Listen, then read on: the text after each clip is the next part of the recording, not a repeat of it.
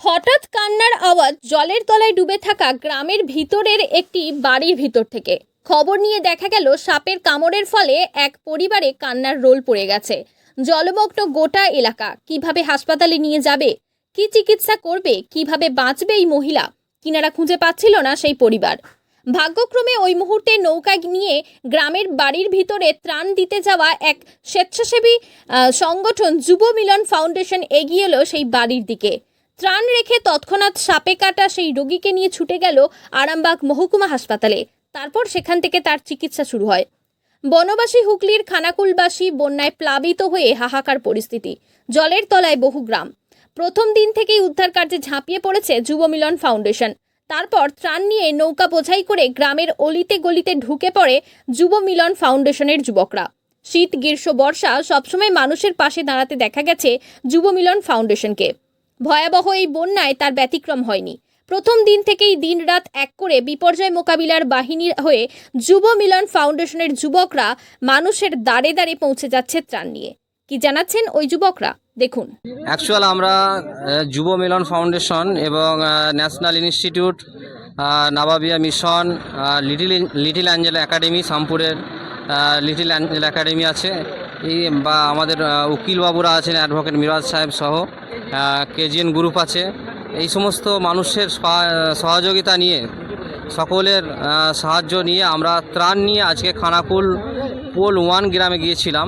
তো সেখানে বন্যা পরিস্থিতি খুব বিভৎস। সেই এলাকায় গিয়ে আমাদের একটা খুব কঠিন তীক্ষ্ণ অভিজ্ঞতা অর্জন হলো।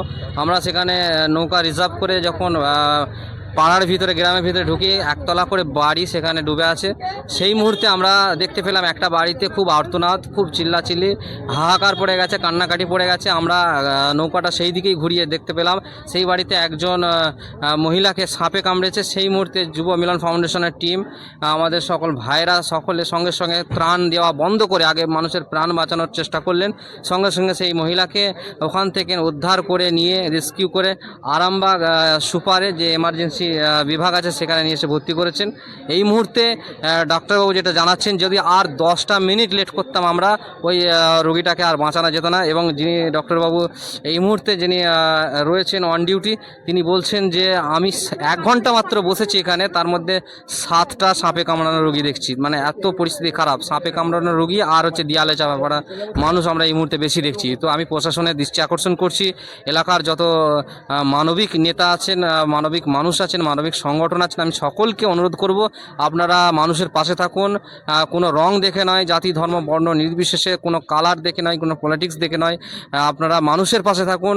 খানাকুল 1, 2 এলাকাগুলো, নিচু দিকগুলো, এক কথায় আরামবাগ সাব ডিভিশন জুড়ে এমন বন্যা ভয়াবহ পরিস্থিতি, যদি ফিল্ডে না যাওয়া যায় মানুষের যে আর্তনাদ, হাহাকার, মানুষের কষ্ট আমরা বুঝতে পারতাম না। তাই সকলকে অনুরোধ করব আপনারা মানুষের পাশে থাকুন। বড় বড় ছোট ছোট যত এনজিও আছেন আপনারা মানুষের পাশে থাকুন, মানে সঠিক জায়গায় যান। একেবারে রাস্তার ধারে দিয়ে না চলে এসে একেবারে নৌকা রিজার্ভ করে মেন জায়গায় পৌঁছানোর চেষ্টা করুন। মানুষ 2 দিন করে 4 দিন করে পানীয় জল না পান করার অভাবে তারা কাতরাচ্ছে, তারা হাহাকার ফেলে দিয়েছে। এই মুহূর্তে যুব মিলন ফাউন্ডেশন যেভাবে কাজ করছে, একটা ছোট মাত্র টিম খুবই কষ্ট করে আপ্রাণ চেষ্টা করছে, যে কটা মানুষ এদের পাশে সাথ দিয়েছে আর্থিকভাবে, বিভিন্ন রকমভাবে, তো তারা কোনো রকমের চেষ্টা চালাচ্ছে। আপনারাও সকলের সাথে থাকুন, আমাদের পাশে থাকুন, মিডিয়ার পাশে থাকুন। Thank you, that's enough.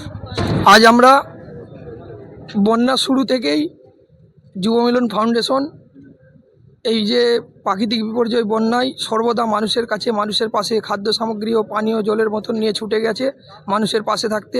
আজ যখন আমরা খানাকুলের পোল 1-এ গিয়েছিলাম, আমাদের ত্রাণ সামগ্রী চলছিল, সেই সময় একটি বাড়ির আর্তনাদ যে সাপে কামড়েছে, যোগাযোগের কোনো ব্যবস্থা নেই। আমাদের সংগঠনের পক্ষ থেকে আমরা আমাদের নৌকায় করে প্রায় 2 কিলোমিটার পথ অতিক্রম করে আমাদের যে ত্রাণের গাড়ি, ত্রাণ শিবির ওখানে বন্ধ রেখে হসপিটালে নিয়ে আসছি ওনার চিকিৎসার জন্য।